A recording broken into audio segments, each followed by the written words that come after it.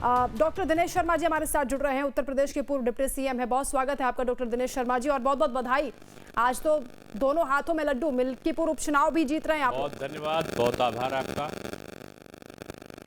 कैसे देख रहे हैं सर इस जीत को, खासतौर से देश की राजधानी में? हुआ है और दिल्ली में भी नहीं, देखिए ये भारत की राजनीति का दिशा परिवर्तन है, जिसमें न केवल लगातार 3 राज्यों के चुनाव हुए और तीनों राज्यों में मोदी जी पर विश्वास व्यक्त किया। महाराष्ट्र, हरियाणा और उत्तर प्रदेश में तो अभी आपने देखा होगा कुंदरकी, मीरापुर और अंबेडकर नगर ऐसी सीटें जो परंपरागत सपा की थीं जी, और मिल्कीपुर में भी भाजपा आई है। ये निश्चित रूप में माननीय प्रधानमंत्री नरेंद्र मोदी जी का ये एक विश्वास है जनता को उनके ऊपर, कि और उनकी गारंटी पर विश्वास है। 2014 में भी लहर थी, 2019 में भी लहर थी, लेकिन जीत इस बार मिली है। कहीं ना कहीं इस जीत को कैसे देखते हैं और सबसे बड़ा फैक्टर क्या रहा है सर इस जीत के पीछे? देखिए, लहर नहीं थी, ये कहर था जो अरविंद केजरीवाल जी का विकास पर। उस कहर का जवाब मैं समझता हूं कि यहाँ की जनता ने दिया है। झूठ का जो पुलिंदा था वो समाप्त हुआ है और दिल्ली की आपदा समाप्त हुई है। अब दिल्ली में समृद्धता का दौर शुरू हुआ है। आदरणीय केजरीवाल जी का जो कथन था कि वो यमुना में डुबकी लगाएंगे, दूसरे चुनाव में उन्होंने पहले चुनाव 5 साल बीतने के बाद प्रतिज्ञा की थी बच्चों की कसम खाकर, वो 5 साल फिर बीतने के बाद वो डुबकी नहीं लगा पाए क्योंकि यमुना जी बहुत गंदी थी। इसीलिए शायद जनता ने जवाब दिया। अच्छा सर, मिल्कीपुर को लेकर, मिल्कीपुर तो आप जीत रहे हैं, लेकिन जो अखिलेश यादव है उन्होंने लंबा चौड़ा ट्वीट कर दिया है सर। वो तो पहले से जो हारने वाला होता है वो ट्वीट करता है। मुझको लगता है कि लोकतंत्र की यही मान्यता है कि हार को स्वीकार करने की आदत डालनी चाहिए विपक्ष को। जब आप नकारात्मक प्रचार करेंगे, आप सनातन को गाली देंगे, कुंभ की आप रोज कुंभ की आलोचना करेंगे, कुंभ में कोई बड़ी घटना घट जाए और आपको आलोचना का केंद्र मिले, एक षड्यंत्र करके इतना बड़ा उत्सव होता है, 40 करोड़ से ऊपर लोग आ रहे हैं और उनके लिए हम स्वागत करें, बल्कि उनका जाके हम व्यवस्था उनकी देखें, वो ना करके आप उसको तरह तरह के दुष्प्रचारित करने का, बहुत सारी घटनाओं को दूसरी तरफ मोड़ ले जाना और सनातन के बारे में शब्दों का अंबार लगा देना। एक योगी को क्या क्या परिभाषित नहीं किया गया, उनको किन किन नामों से परिभाषा को जनता, मैं समझता हूं कि आज की जनता इसको पसंद नहीं करती है। अब सनातन को बांटा नहीं जा सकता। कुंभ में एक चीज यूं हुई थी कि जो लोगों ने जाति का बांटने का जो षड्यंत्र समाजवादी पार्टी और कांग्रेस का था, उस मिथ्या को तोड़ा है।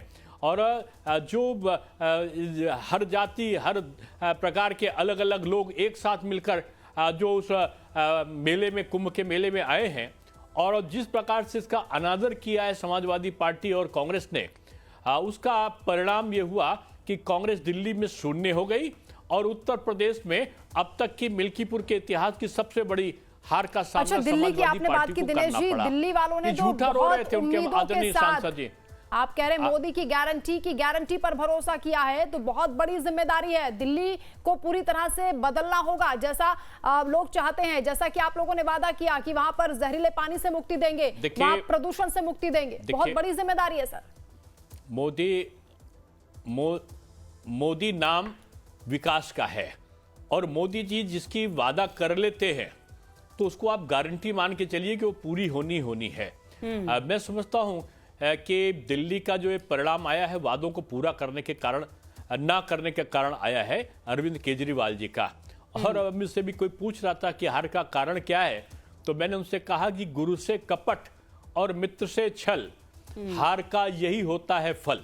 कि आपने अपने जो लेके आए थे, इतने बड़े एक समाज सेवक के साथ में आप आए थे और आपने उनका अनादर किया, अपने गुरु का ही जी, और उनके शायद सर यही वजह है कि जवाब दिया गया है दिल्ली की जनता की तरफ से। आप रहिए सर हमारे साथ वरिष्ठ पत्रकार सुनील कौशिक जी भी लगातार जुड़े हुए हैं, जो हमारे साथ गेस्ट हैं वो भी मौजूद है। अच्छा डॉक्टर दिनेश शर्मा के पास बस एक बार मैं जाना चाहूंगी सर, मिल्कीपुर में जीत की तरफ आप बढ़ रहे, कहीं ना कहीं अयोध्या का दर्द कम होगा क्या?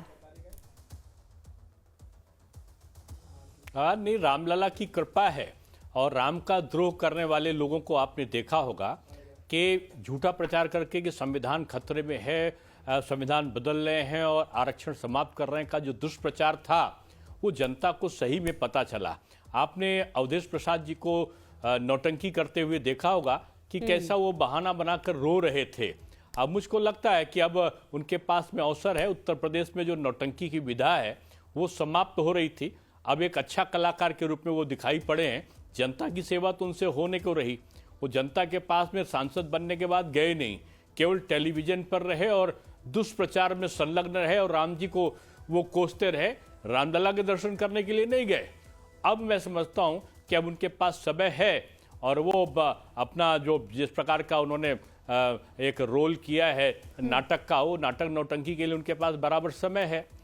जो अहंकार है वो ना दिल्ली में कह रहे हैं कि ना पीडीए का तोड़ नहीं है आपके पास, आपकी जीत को वो झूठी जीत बता रहे हैं। और आतिशी को भी हम सुन रहे थे, वो भी कह रही है बाहुबल का आप लोगों ने इस्तेमाल किया। संजय राउत आरोप लगाते हैं कि महाराष्ट्र वाला फॉर्मूला दिल्ली में चला है बोगस वोटिंग का।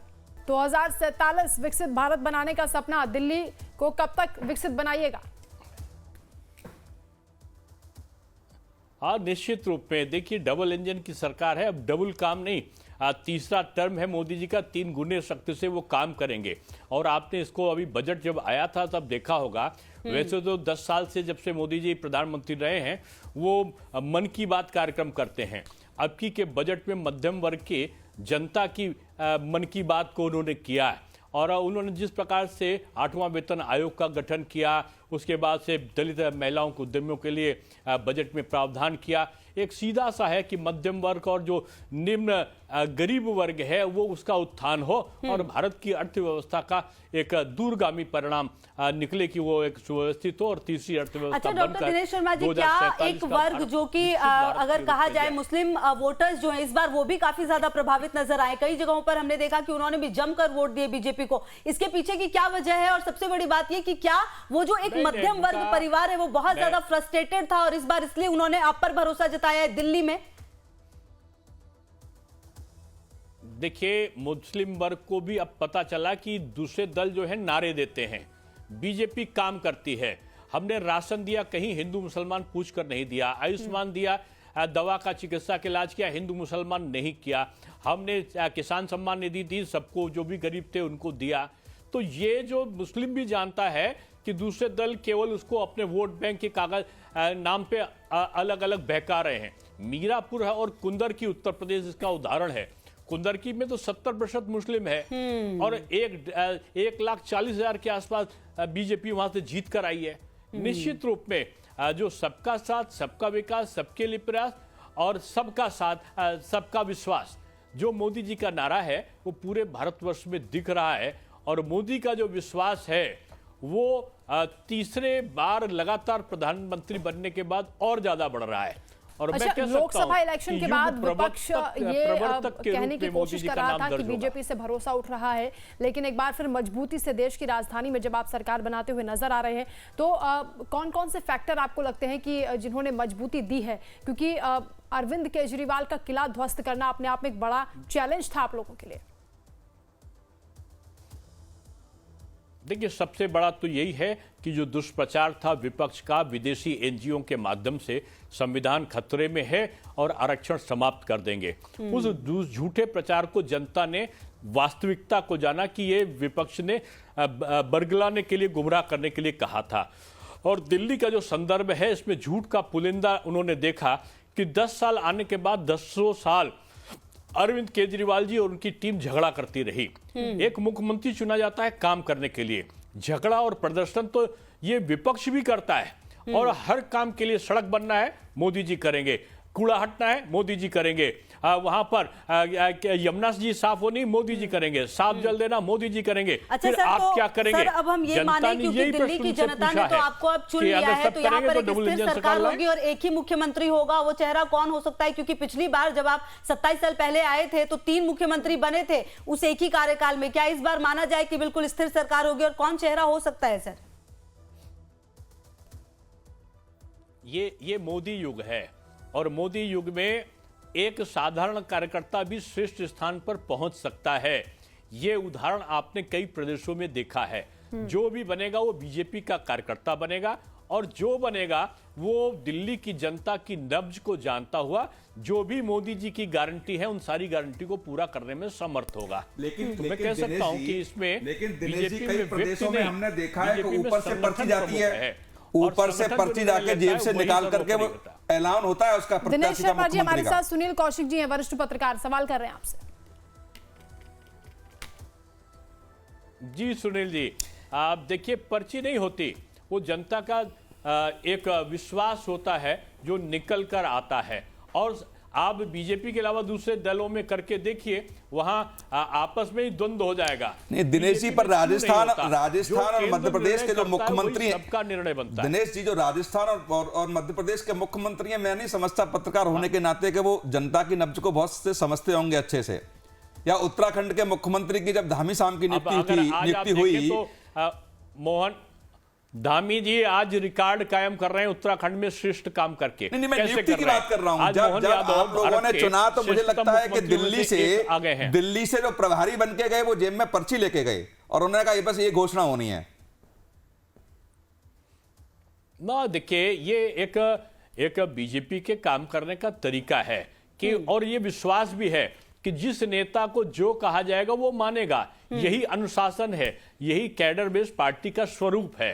और मैं कह सकता हूं कि दूसरे दल में इस व्यवस्था से वो बहुत कोसों दूर हैं। अच्छा सर, एक बात बताइए, लोकसभा चुनाव में 240 सीटों पर रह गए थे आप। हालांकि तमाम एग्जिट पोल ने यह बताया था कि शायद 400 भी आ जाए, 300 भी, लेकिन 240 पे ठहर गए थे। सरकार जरूर बनी, लेकिन अब उसके बाद हरियाणा जीत लेना, महाराष्ट्र जीत लेना और अब देश की राजधानी दिल्ली को जीत लेना, कहीं ना कहीं जो एक भरोसा है वो और ज्यादा जागता हुआ नजर आ रहा है बीजेपी पर, देश की जनता का। देखिए इसी को कहते हैं प्रधानमंत्री नरेंद्र मोदी, इसी को कहते हैं अमित शाह।